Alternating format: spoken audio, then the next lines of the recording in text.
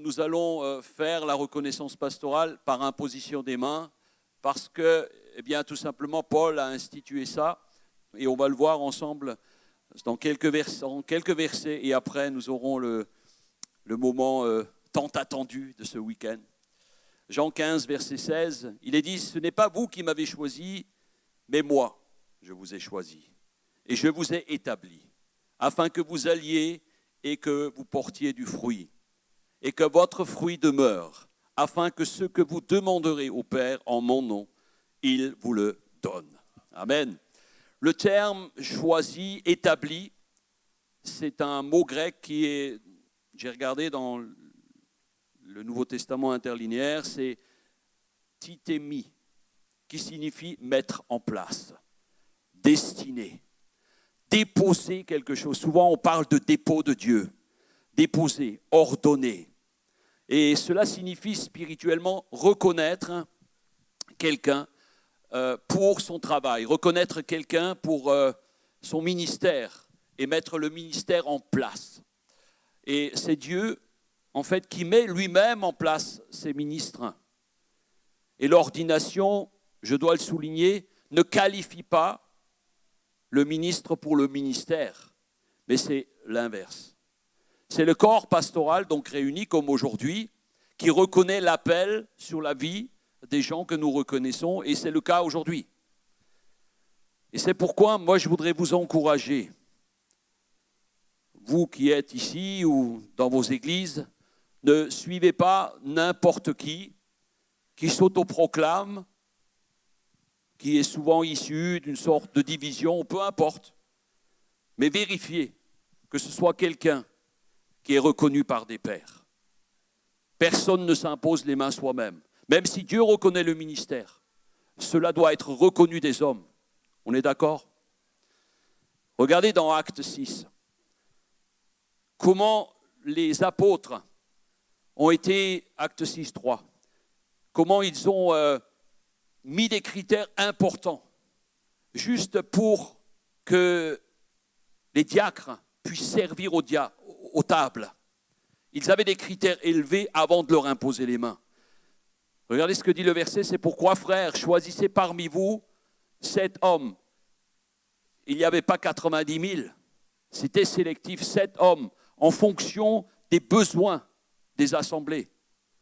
C'est pourquoi, souvent, vous avez des églises, j'ai rencontré des églises où il y avait pratiquement autant de pasteurs que de membres.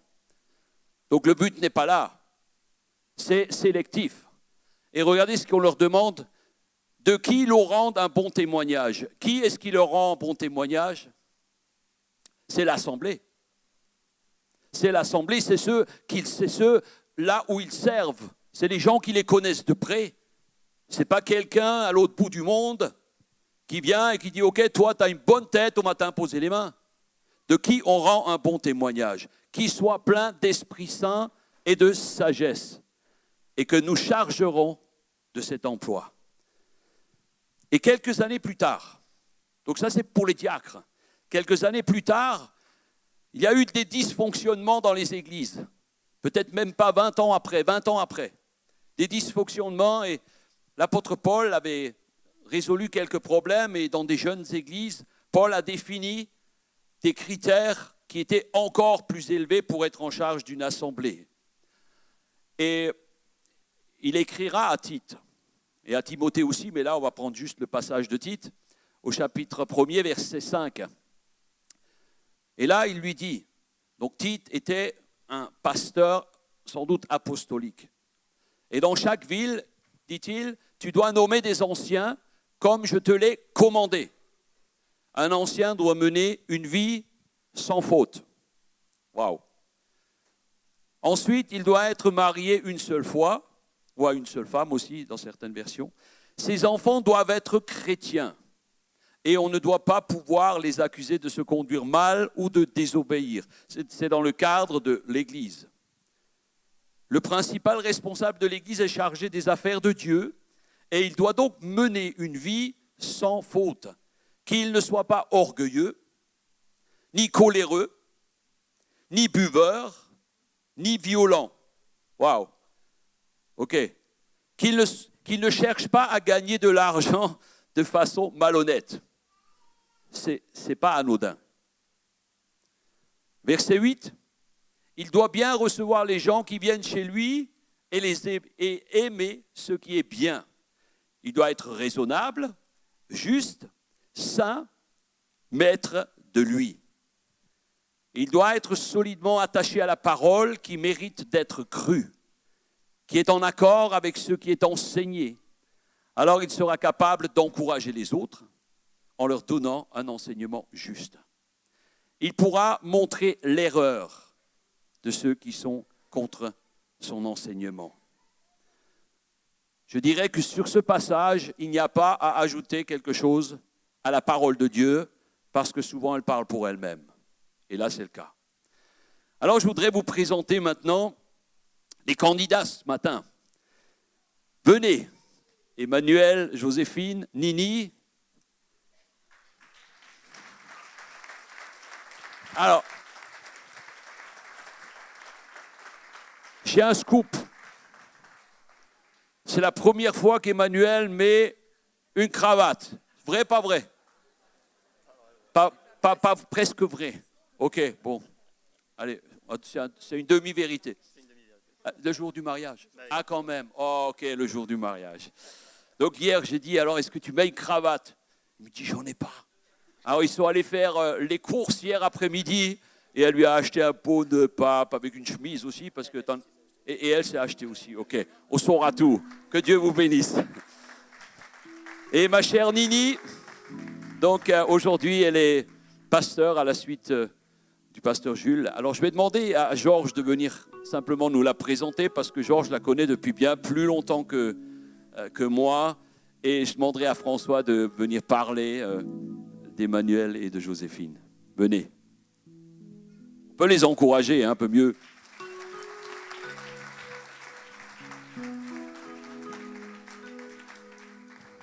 Merci bien. Toujours impressionné d'être à côté d'un professeur. Vous savez, les professeurs, ils mettent des nœuds papillons, donc toujours impressionné.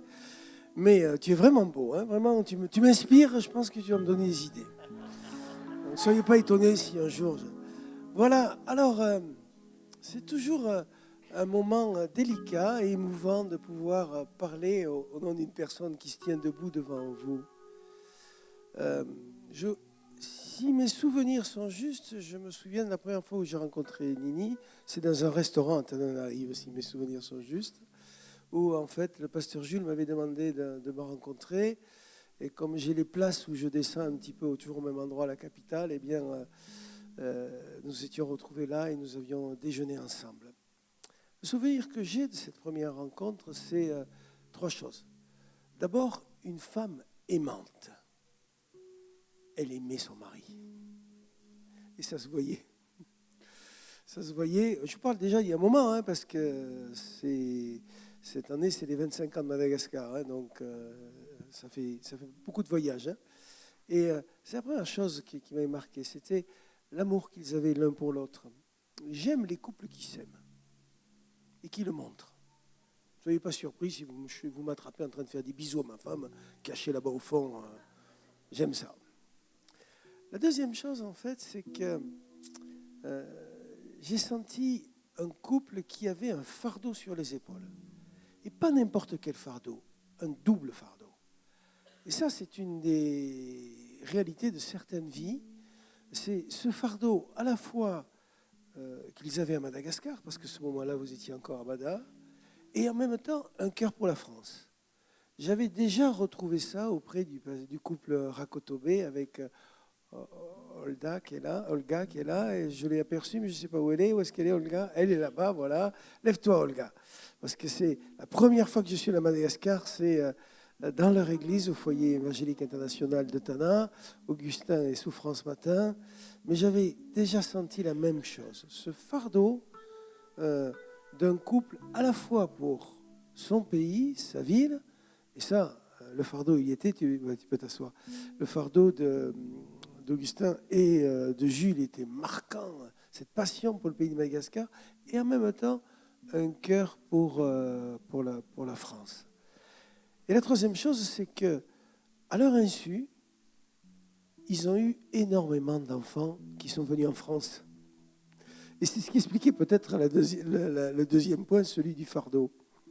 Et cette espèce de réalité qu'ils avaient semée avec toute une jeunesse en France. Je vais demander à toute la communauté malgache de se lever.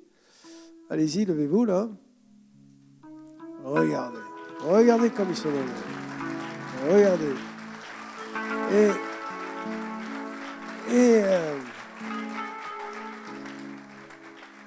Et pour la majorité, ce sont des enfants spirituels. Oui ou faux? Des enfants de ces ministères-là. Et donc, lorsque l'on envoie à notre insu, puisque c'est des choix de vie, chacun décide de ce qu'il veut de sa vie, mais qu'on se retrouve avec un aussi grand nombre d'enfants spirituels dans un pays, eh bien, on se trouve propulsé dans une situation nouvelle. Et puis est venu le temps où le pasteur Jules est venu me voir, je me souviens, il est venu dans mon bureau, là-bas au fond, et il m'a dit qu'ils avaient vraiment à cœur de venir habiter en France. Et à ce moment-là, il a commencé un nouveau chemin avec Jules et Nini sur cette dimension de leur mission en France. Et ils se sont établis ici, ça n'a pas été facile. Vous savez que l'administration française n'attend pas les étrangers. Vous avez un document là-bas qui en parle. Hein, n'attend pas les étrangers, ils ne sont pas facilitants, etc. etc. Et nous avons cheminé ensemble. Et à ce moment-là, on a vu cette belle église commencer à naître. Et comme chez chacun de nous, le couple est important. Ce n'est pas pour autant que la femme a un ministère pastoral, mais la notion du couple est nécessaire et même essentielle pour la dynamique de l'Église. Et à ce moment-là, Nini a commencé à se révéler et à prendre une position nouvelle qui s'est affirmée au fil des semaines et des mois au sein de cette Église. Et puis est arrivée une autre saison. Cette saison où le pasteur Jules avait besoin de se tourner vers Madagascar aussi.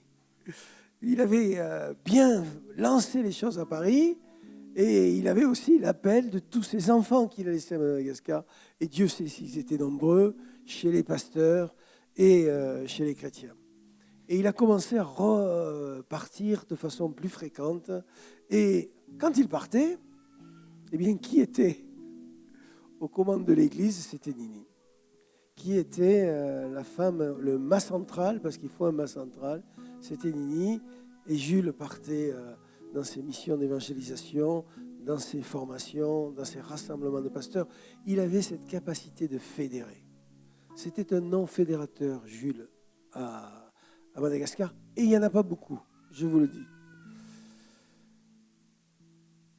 Et puis est venu ce terrible accident, cet accident cérébral. Et je me souviens de cette nuit où le téléphone a sonné. Il se trouve que j'étais juste à côté, j'étais à Maurice. J'ai passé une semaine à Maurice pour un mariage. Et le téléphone a sonné au milieu de la nuit. Et je me souviens de ton appel, Nini. Je pense que j'étais le premier qui a été appelé. Où Nini m'annonçait que Jules avait été rappelé auprès du Père. Sa voix était claire. Sa voix était paisible, profondément ébranlée, mais en même temps, elle était dans la paix de Dieu. Et vous savez, il y a une chose qu'on ne fabrique pas, enfin il y a deux choses qu'on ne fabrique pas, c'est la paix et la joie.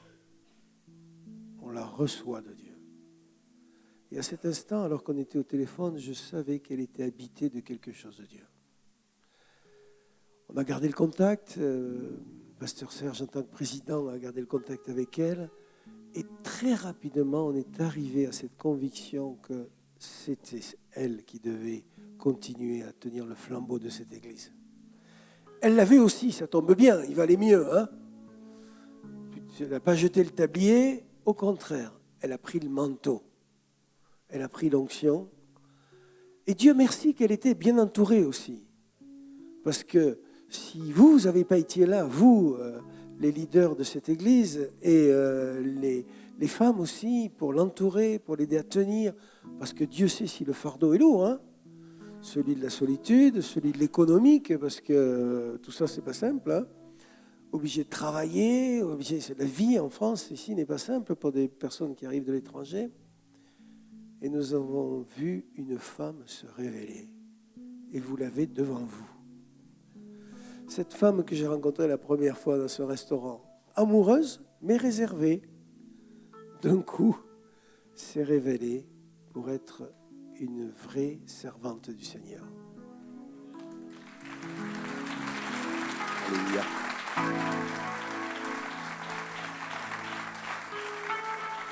Juste pour confirmer ce que Georges vient de dire, lorsque Jules est parti, nous avions fait une campagne juste 6 mois avant son décès à Madagascar et Fort-Dauphin, oui.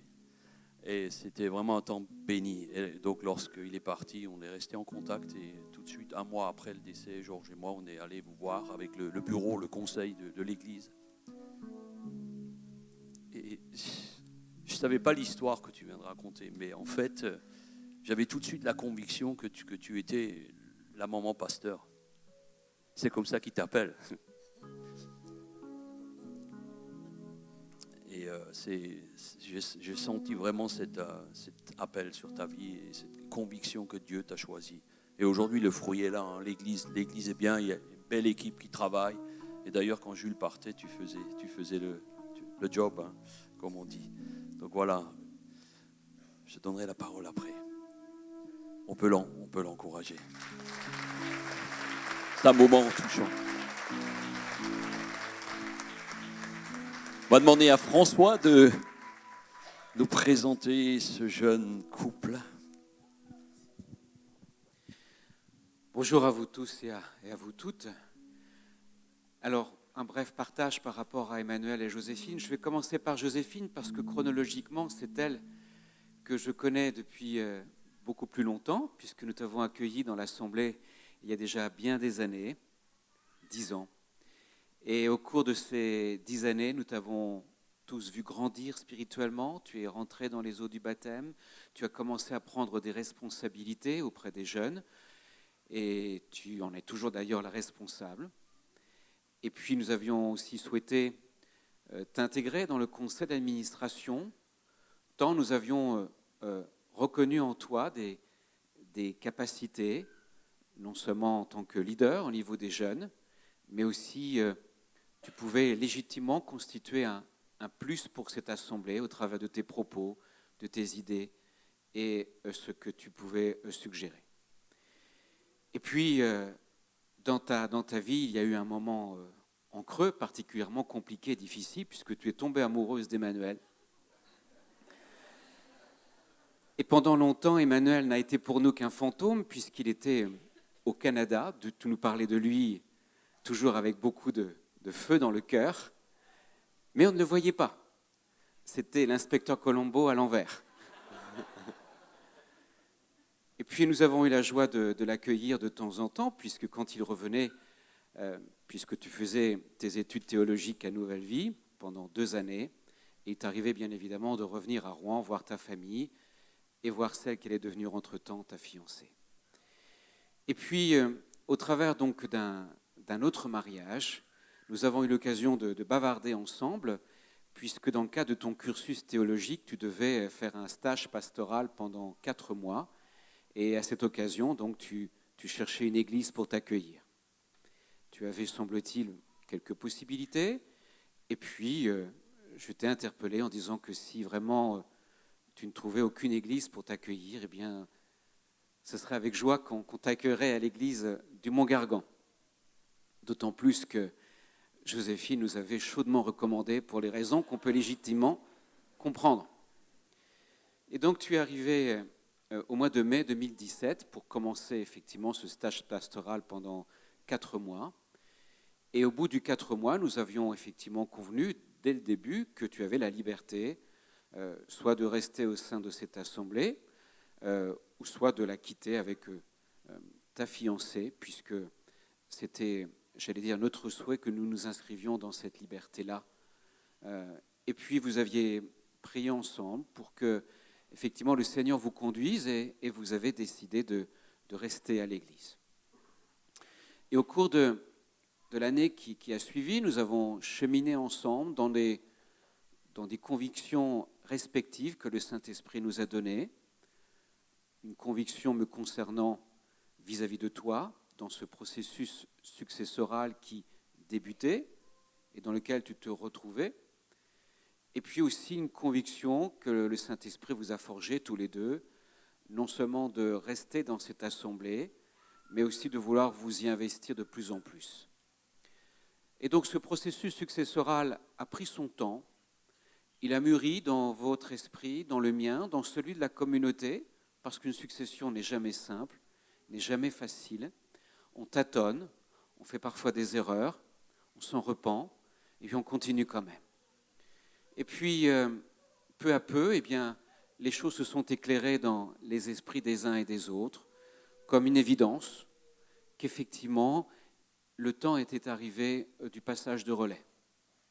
Et nous avons fait en sorte à ce que tout au long de cette année passée, peu à peu, tu as grandi et moi j'ai diminué, de telle sorte à ce que tu puisses prendre de plus en plus de responsabilités jusqu'à cette assemblée générale qui est intervenue le 19 mai, date à laquelle, évidemment, la communauté t'a reconnu comme étant son berger. Donc pour ma part, je suis bien évidemment très fier de cet accompagnement, même si j'aurai l'occasion de le redire à l'Assemblée demain matin, de l'honneur et du privilège que j'ai de vous avoir accompagné, de vous passer le relais dans cette tâche difficile et délicate d'être le berger d'une communauté de brebis, de telle sorte à ce que vraiment le Seigneur, tout au long des années qui viennent, vous fortifie, vous encourage à aller de l'avant, à aller de progrès en progrès dans le ministère pastoral qui est le vôtre conjointement. Et bien sûr, une partie de la communauté ici avait souhaité être présente aussi, accompagnée de tes parents aussi, pour te témoigner, vous témoigner de l'amitié que nous vous portons, de l'amour sincère qui est le nôtre, et aussi de nos prières qui continueront à vous accompagner, non seulement maintenant, mais aussi à l'avenir. Que le Seigneur vous bénisse. Alléluia.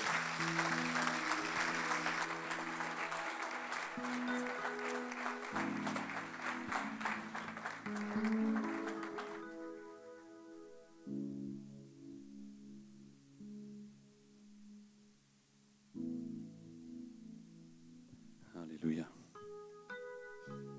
Alors avant de passer à cette reconnaissance officielle, je voudrais juste ajouter une chose, que le fait d'imposer les mains publiquement, c'est un acte symbolique qui est puissant et qui relâche la puissance de Dieu sur vos vies.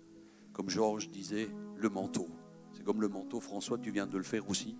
Et les choses ont été faites dans le bon ordre. Et merci Seigneur pour cela.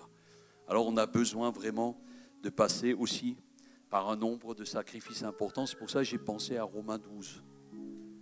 Romains 12, 1, qui dit « Je vous exhorte, par les compassions de Dieu, à offrir vos corps comme un sacrifice vivant, saint, agréable à Dieu, ce qui sera de vous un culte agréable. »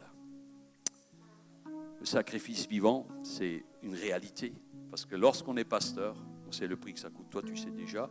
Vous commencez à le savoir. Mais là, vous serez en première ligne. Donc, c'est juste important de comprendre ça. Donc, le corps pastoral du APM, donc comme je le disais, reconnaissance publique, c'est important. Sur la déclaration de ce qu'on vient d'entendre, c'est touchant, parce que Dieu a vraiment mis sa main sur vous.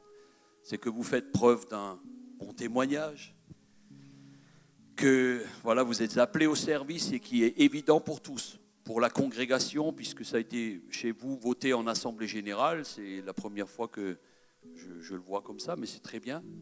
Et François a été celui qui vous a introduit. Chez toi, c'était différent, mais les circonstances sont différentes. Et donc, cela montre que vous êtes capable d'enseigner, de conduire des personnes au salut, que vous êtes aussi empreint du Saint-Esprit qui vous guide à chaque jour, que vous recherchez les dons qui vous aident à accomplir ce ministère. Parce que sans le Saint-Esprit, vous ne pouvez rien faire. Donc, il est établi que le parcours que vous avez fait, stage, etc., toi tu as fait un stage comme moi, c'était un stage VTT, tout terrain, c'est-à-dire que c'est important d'avoir des expériences. Et nous voyons que les églises qui les soutiennent, les encouragent aussi, sont là dans cette voie. Alors, c'est un moment solennel pour moi, parce que pour toute l'équipe pastorale que je vais appeler le conseil de l'UAPM, uniquement les pasteurs du conseil de l'UAPM, on va donc faire cette reconnaissance. Vous pouvez venir sur le devant. Et c'est un engagement sérieux que mes bien-aimés prennent là. Et je vais, donc l'église de Châtenay-Malabry, donc Nini comme pasteur, l'église du Mont-Gargan, Emmanuel et Joséphine, vous allez conduire cette église. Et avant d'entendre cette déclaration qu'ils vont répéter, c'est une prière d'engagement, je voudrais simplement vous demander de donner un court témoignage. Et après, ton équipe va venir pour chanter un chant pendant qu'on va prier. D'accord. Merci Serge. C'est un peu difficile de faire un court témoignage avec les années que j'ai vécues avec le Seigneur, parce que Jésus s'est révélé en moi à l'âge de 13 ans. Et depuis, je me rappelle toujours ce moment-là. C'était pendant le réveil à Madagascar, où mon mari a fait une évangélisation et toute la famille s'est donnée à Christ à ce moment-là. Et c'était une période de réveil. Alors, il y avait vraiment le feu de Dieu qui agissait dans mon cœur, moi personnellement. Et seulement un mois après ma conversion, je me souviens très bien de ce moment. Je suis allée dans une veillée de prière en cachette parce que le lendemain, c'était encore l'école. J'étais encore au collège. Alors mon papa m'a refusé d'y aller. Mais j'étais vraiment assoiffée de Dieu. Alors je suis allée dans la veillée de prière. Il y avait seulement 5 ou 6 personnes dans un petit studio. J'ai prié et j'ai eu le baptême du Saint-Esprit. Et à partir de ce moment-là, c'était vraiment comme un moteur turbo qui m'a propulsée. Et le lendemain, après-midi, je suis allée dans les rues avec les groupes des jeunes de l'église pour prêcher. Et depuis ce moment-là jusqu'à maintenant, il y a toujours ce feu de Dieu. Et même si mon mari n'est plus là, je vois que Dieu veut qu'on avance toujours. Moi, avec mon équipe que j'aime beaucoup et qui me soutient toujours. Et on n'est pas encore nombreux là maintenant parce qu'il y a 2 ans, on a basculé notre culte en français. En fait, c'est la vision pour l'Église. Le nom de l'Église, c'est Église, les messagers d'amour, Église pour toutes les nations. Alors, c'est ça notre vision. On est encore au début de notre aventure avec le Seigneur. Il y a toujours des défis culturels, défis dans les langages, défis dans tous les domaines. Mais nous savons que le Dieu qui a mis ce fardeau et cette vision en nous, c'est lui qui va l'accomplir. C'est lui qui va l'accomplir. Alléluia. Et je suis convaincue que la nouvelle génération va se relever Et si on devient faible ou fatigué, il y a la nouvelle génération qui va se lever aussi et Amen. prendre la relève. Mais tu as encore de belles années devant toi. Hein? Alléluia. Ah, ah oui, Amen. ça c'est vrai. Sois béni. Emmanuel, dis-nous quelques mots. Eh bien, quelques mots. Je dirais que je me souviens, il y a quelques années, c'était les premières fois où je servais Dieu, donc dans les groupes de jeunes. Je servais dans mon église, je suis parti en Hongrie, en Pologne avec Franck Alexandre pour des missions d'évangélisation. C'était les premières fois où je servais, j'étais très jeune.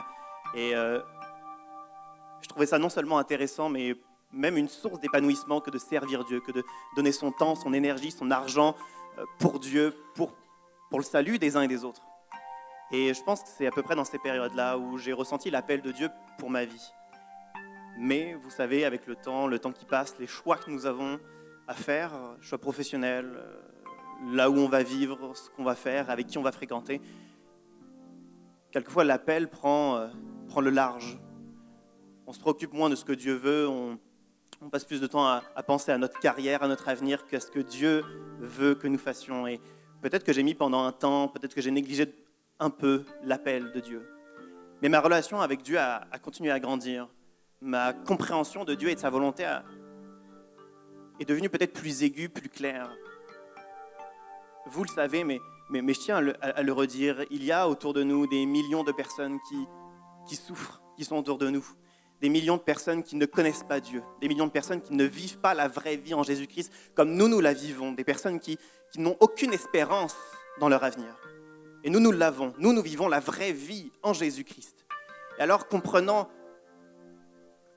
la mission de l'Église, comprenant la vocation de l'Église, je n'ai pas eu le choix que de me rappeler l'appel. Je n'ai pas eu le choix que de me rappeler les services que j'ai faits. Je n'ai pas eu le choix que juste d'accepter et d'aller plus loin. Et je crois que nous n'avons pas le choix, en tant que chrétiens, en tant que disciples, que d'aller de l'avant, que d'écouter la volonté de Dieu et de juste aller vers l'avant. Je crois que nous n'avons pas le choix en tant qu'Église que de répondre à la vocation de Dieu, que nous n'avons pas le choix de faire la mission. Alors c'est ce que j'ai fait. Et je ne pense pas avoir choisi mon service ou je ne pense pas avoir choisi un ministère, mais je pense que je n'ai pas le choix comme vous n'avez pas le choix en tant que chrétien, en tant que disciple, pleinement convaincu que vous vivez la vraie vie, que de partager cette vraie vie autour. Et alors que j'étais ado, j'étais peut-être motivé par le service, je trouvais ça peut-être intéressant ou épanouissant. Aujourd'hui, ce n'est plus pour ces motifs-là que je décide de me consacrer à Dieu, mais c'est bien parce qu'autour de nous, il y a des personnes qui souffrent, qui n'ont pas la vie, qui n'ont pas l'espoir, qui chaque jour sont acculées par la souffrance ou le deuil ou la maladie ou les difficultés ou les doutes ou la peur. Et donc, je pense que c'est pour ces raisons-là que j'ai décidé de me consacrer. Je crois que c'est pour ces raisons-là que je suis ici, à l'église du Mont-Gargan, à tenter, avec les uns et les autres, avec les responsables, non seulement que nous, en tant qu'église, nous puissions vivre la vraie vie, mais de le partager autour de nous. Voilà pour dire quelques mots. Merci Manu. Alléluia. Une vision pour les âmes, c'est ce que nous voulons. Alors au nom de tous les pasteurs, UAPM, le conseil qui est là, il y a Jean-Jacques qui n'a pas pu être là, Philippe qui a dû partir pour cause de raisons personnelles par rapport à son fils. Donc nous allons reconnaître l'appel et nous reconnaissons l'appel sur votre vie et que vous êtes des personnes d'intégrité, que nous reconnaissons que vous êtes dignes de sagesse, remplis de sagesse et de l'esprit. Donc nous vous faisons confiance pour servir dans vos assemblées selon le ministère que Dieu vous a donné, spécifique, pour accompagner, enseigner, exhorter, bénir, encourager, reprendre quand il faut. Nous vous encourageons à rester fidèles dans la lecture et l'étude de la parole de Dieu, qui est le fondement de notre vie.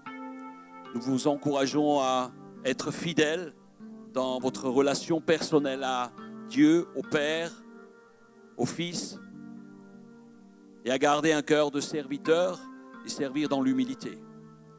Nous vous encourageons à proclamer l'Évangile pour gagner le plus grand nombre à la cause de Christ et aussi à vivre la communion fraternelle avec les frères et sœurs des autres églises.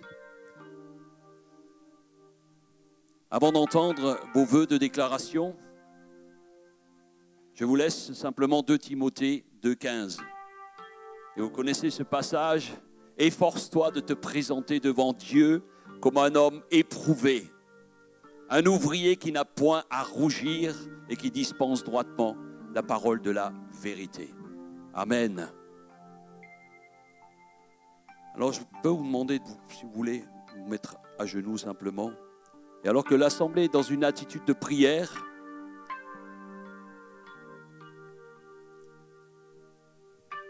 vous allez simplement répéter ou répondre oui à ce que je vais vous poser comme question. Croyez-vous que vous êtes vraiment appelé par Dieu au ministère pastoral? En présence du Saint-Esprit et de toute la congrégation, vous engagez-vous à être fidèle à cette confiance, à cette responsabilité? Alléluia. Serez-vous fidèle dans la prière, la lecture et l'étude des Saintes Écritures?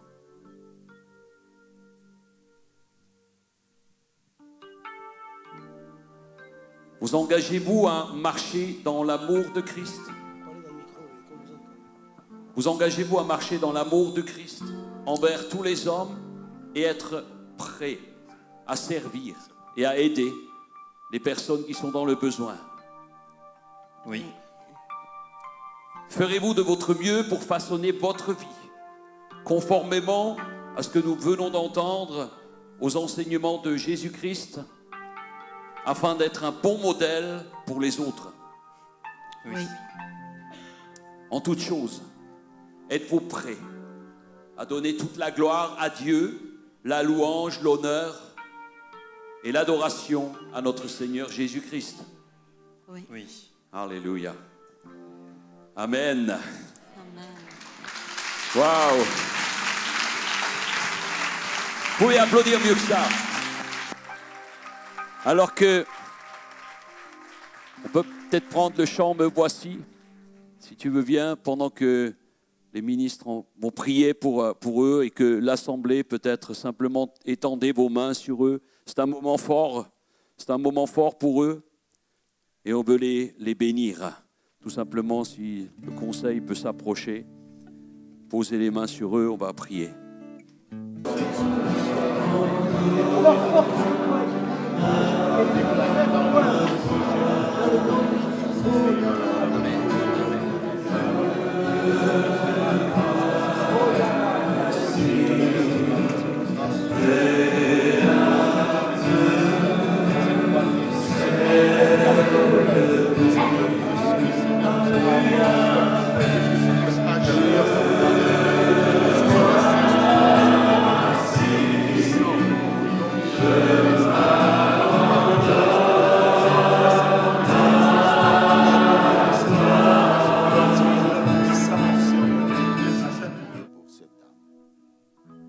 Ce que nous avons accompli, c'est la volonté de Dieu.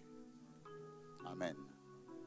Donc dis-toi que tu n'es pas une femme, mais tu es une servante de Dieu.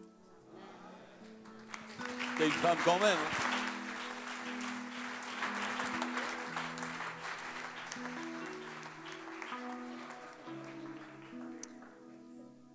Nini, je voudrais proclamer sur toi ces paroles du psaume 45. La grâce est répandue sur tes lèvres. C'est pourquoi Dieu t'a béni pour toujours. Vaillant guerrier, ceins ton épée, ta parure et ta gloire. Oui, ta gloire. Sois vainqueur, monte sur ton char. Défends la vérité, la douceur et la justice, et que ta droite se signale par de merveilleux exploits. Tes flèches sont aiguës, des peuples tomberont sous toi, elles perceront le cœur des ennemis du roi.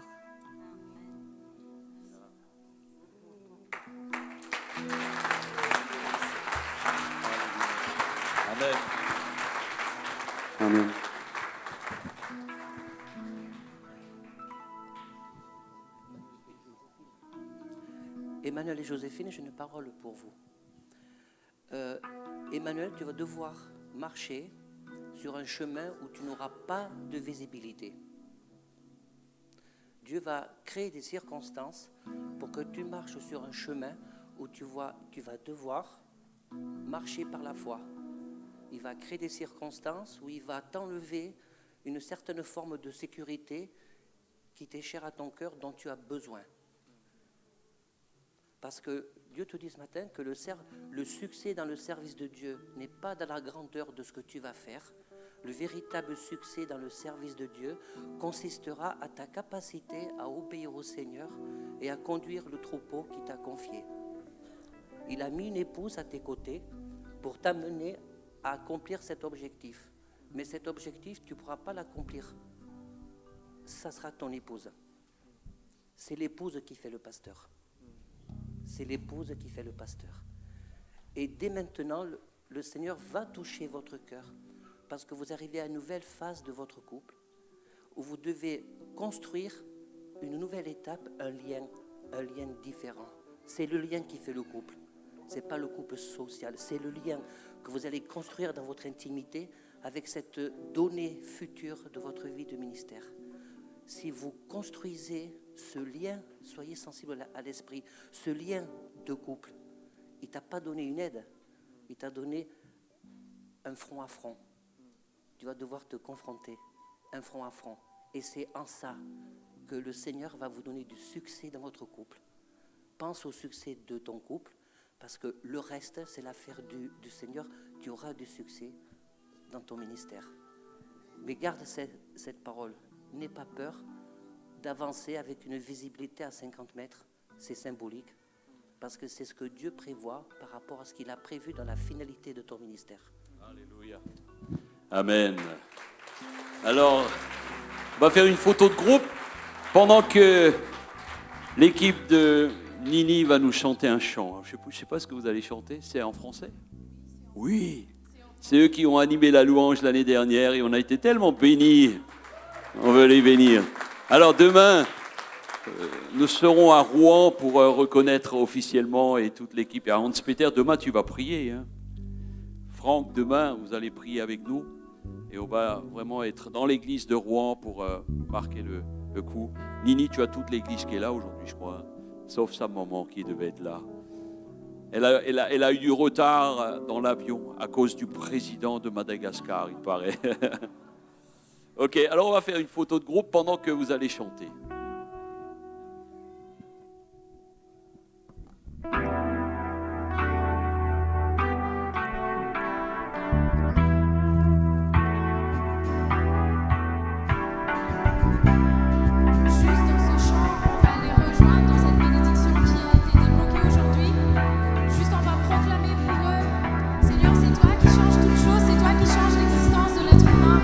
Et dans ce chant, on va juste remercier